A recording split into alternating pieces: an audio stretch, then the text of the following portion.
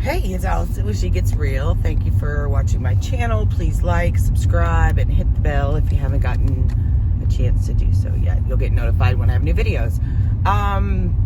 What's on my heart? Customer service versus customer experience and just issues with customer service. All over the job boards, people hiring, not hiring, begging people to come to work. There's people posting that they need a job, and then 5 minutes later, there's people offering to pick them up, give them a bonus, take them to work. I think that COVID has changed the game, from beginning to end for us. And I've been talking about customer service and going over it. And I think that we're going to have to, if it's just not a body and a pulse that you need, I think it's such a mistake to bring people into the customer service industry that don't want to be here, that are absolutely miserable and are here to collect a paycheck. Once you lose a customer based on the experience, you've lost a customer.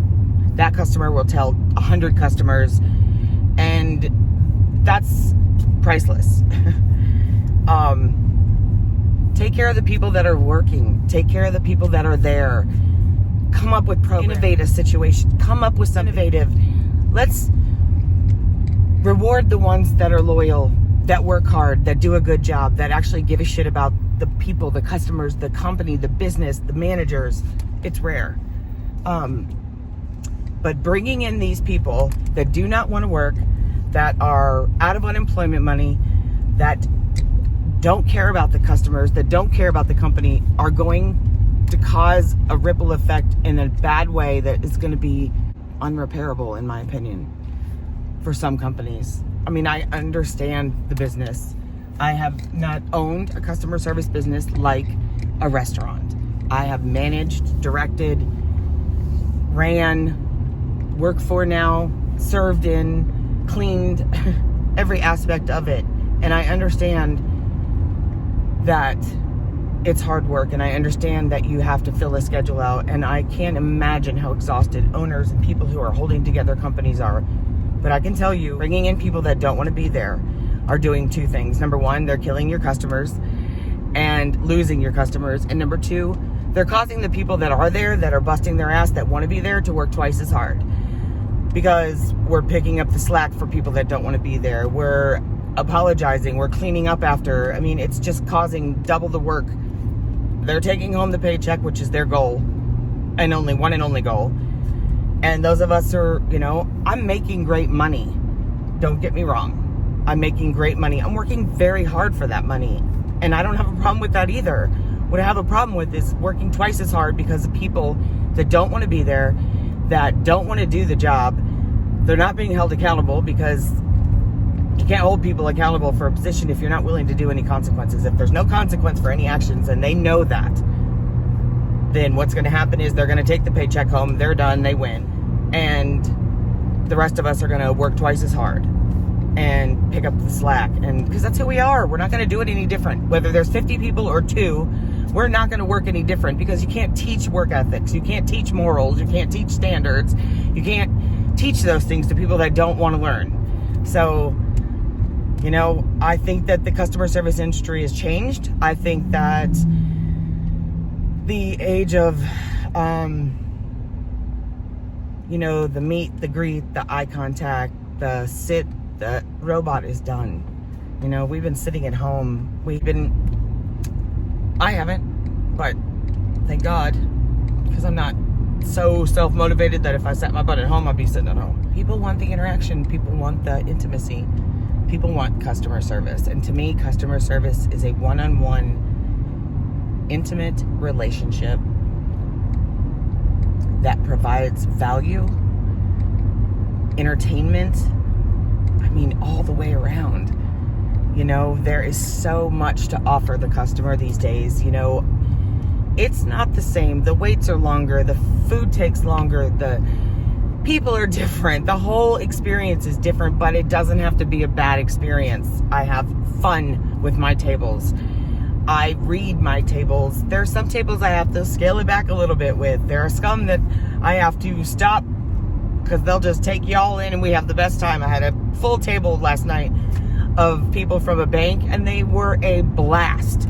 They were so much fun. there was not one complaint from the table that I'm aware of. Maybe I wasn't listening because we were having that much fun.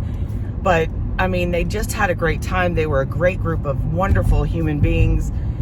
You know, their drinks, their fun, the dessert, the food, the banter, they were just a blast. And that's what it's all about to me, you know, having fun, having the interaction. And, you know, they made the rest of the night fun. And I'll tell you, last night, the kitchen was on it. I have not honestly seen in a long time. And I got overwhelmed. I got like an 8 top, and then I mean, it was a busy night, but I got like sat 3 tables at one time, and they call it triple sat. Anyway, I don't mind the business, and I don't mind being busy. What I do mind is when that happens, it's impossible for me to give great service to all 3 of them at one time. So, and I don't like to ask for help. So I have to remember that it's not about me and my ego. It's about the customer and what's best for them. So the staff picked it up, helped out, and realized that they had triple sat me. Kind of, we all teamed together. But at one point, it was taking a while for my food to get out to my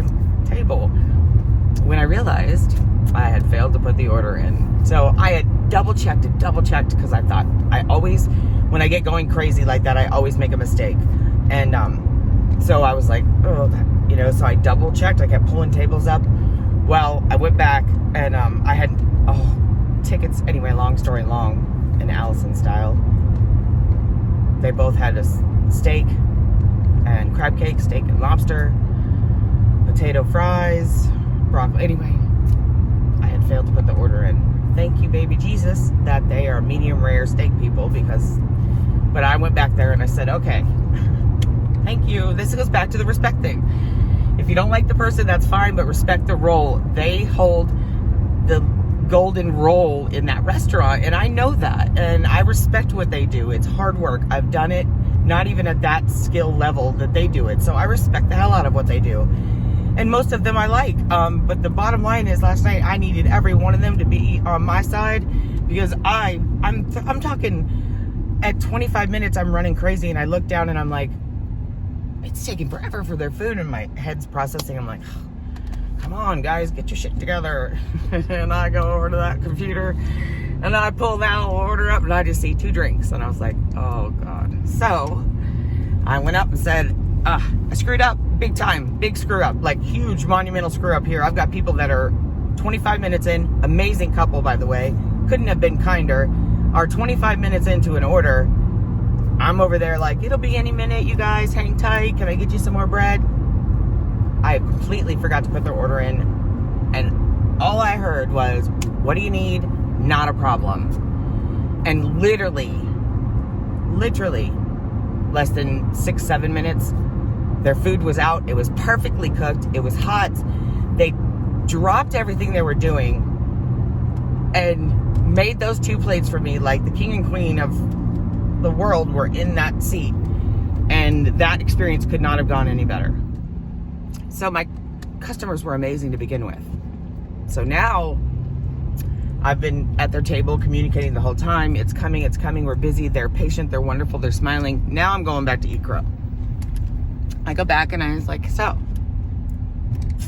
this whole gonna be a minute kind of thing. Yeah, it's a routine. I completely 100% have failed to put your order in. The kitchen is on it. And your order will be out here within less than 10 minutes. I just wanted you to know their delay is not in the kitchen. The delay is in me. I got overwhelmed, I got backed up, and I failed to put your order in. And not a problem. They were wonderful. They smiled, they laughed. Their steaks came out perfect. And, you know, that was a culmination of everything I talked about in the customer service. The culmination of that table saw me hustle from the time they sat down until the time they left. So I believe that they respected the position that I played in that restaurant as a server. They knew I was working hard. I wasn't slacking off on the phone. I wasn't doing anything like that. So they knew I was working hard. They saw the restaurant was busy. They had had great customer service. They had had interaction. I had been honest with them. And they knew the kitchen wasn't back there slacking. So at the end of the day, they knew that everything was working how it was supposed to. And then we bring in human error, you know. Was it my fault? 100%. Did I have 50 excuses I could have given them why? Yeah, it was busy. I got triple sat. There was a million reasons. But the bottom line is, at the end of the day, I am ultimately responsible for the experience that they have, and the restaurant is ultimately responsible to give them good food. Both of those were achieved, and they got it. If I'd gone over there and been like, that damn kitchen's taking forever, you know, there would have been a sour taste in their mouth about the kitchen. They might not have come back to the restaurant. If I had gone over there and blamed it on 50 other things, or if they'd seen me on my phone, or if I hadn't been doing my job, I can guarantee you the experience would not have been the same for them. So at the end of the day, you know, we did what we could on the check as far as I got them a dessert, but they had amazing food. I gave them the best service that I could give them. And I believe that they'll be customers in the future. And that's what it's all about. You want your customer to come back. You want the experience to be good. I believe that the world would rather know their food's going to take a little longer and why, and a one-on-one conversation, rather than have no communication and get crappy service, get the food doesn't, you know, the food can be great, but if the service isn't good, I mean, it's just a snowball effect. And I think that we're doing a disservice to customer service if we don't get people in here, get them trained, reward the ones that are working, reward the ones that are doing what they're supposed to be doing. I mean, it's our job, actually. Customer service and great customers, it's our job. But there's a big difference between doing your job as a customer service, doing your job with customer service. There's a big difference between customer service and customer experience. And I believe that the customer experience is the new way, you know? So, I mean, good kudos if you can do the job, and I see people do it all the time and they just do it and that's okay. That's fine for some people. I believe that customer service is everything. I believe customer experience is the new way. I want an experience. And I'll tell you what, at the end of the day, I know it's my job and I know I work, and unfortunately I can't make a living, the living that I want to make, off of being a server where I am, or anywhere actually that I'm aware of. But if I could, I would. I absolutely get more out of my shift than any experience my customers get. I love what I do. I love the restaurant I work for. I enjoy the people. I love some of the people I work with. I enjoy most of the people I work with. I think that this COVID has brought us to a new level as a team. You can't help but respect the work ethic in some people. And in the end, I believe that all wins out. So that's my 13 minutes of sense. You know, I think it's a game changer. Don't bring the people. If you can go without the body and just start really honing in on treating the people that are there with as much as you can give those other people. I mean, I just think that bringing the extra bodies into Have a Pulse, if it's the only thing you need, fine. But if it's, you're looking to get out of them the job and they're not going to do it, you're wasting their time. Well, you're not wasting their time because they're just getting what they want, which is a paycheck, but you're wasting the rest of us time. And we're working twice as hard picking up their slack, plus doing the job we're going to do anyway for you because we love what we do.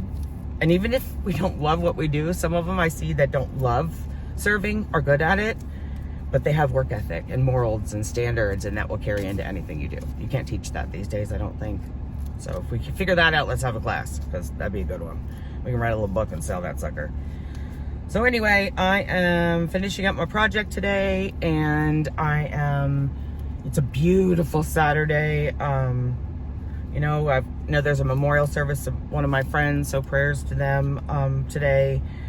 And everybody's out enjoying the weather, and I'm at home working on a project. So I'm actually gonna work on it outside, but it's something I need to get done. I have a deadline, and I'm excited. I work tonight. I close the next 3 nights, long shifts, but when I close, I tend to be good to go. I get there and I know when I'm leaving. I have that anxiety when there's like a hurricane coming and I don't know exactly when it's going to be here, so I kind of freak out for like a week straight. Christmas, I want to give everybody their present. Like, I'm not very patient, I guess, but when I go in and I know I'm going to be cut at some point in the night, it makes me anxious all night long. Like, when am I going to be cut? Am I going to be cut? Am I going to oh, they're stopping me again, I'm going to be cut. It doesn't change my cut. Am I going to be cut? Am I going to oh, they're stopping me again, I'm going to be cut. It doesn't change my service. It just makes me be a wacko. So when I close, I know I'm the last one out, so I'm good with that. It's totally good with me. There's no anxiety. I know that I'm there all night. You know, I'm here all night, no worry, and so I'm good to go. So it's stupid, but it's funny. So I close the next 3 nights. I'm there all night. There's no pressure. I know I can be the last one out. And so be blessed. Have a great day. And thank you to all the men and women who serve and who've lost their lives. And so I could have freedom. So I could work hard. So I could have work ethic. So I could give this service and experience. People died for us to have these opportunities and these let's do something with it. Let's not waste it. And let's not be shitty people. Let's be kind. All right, bye.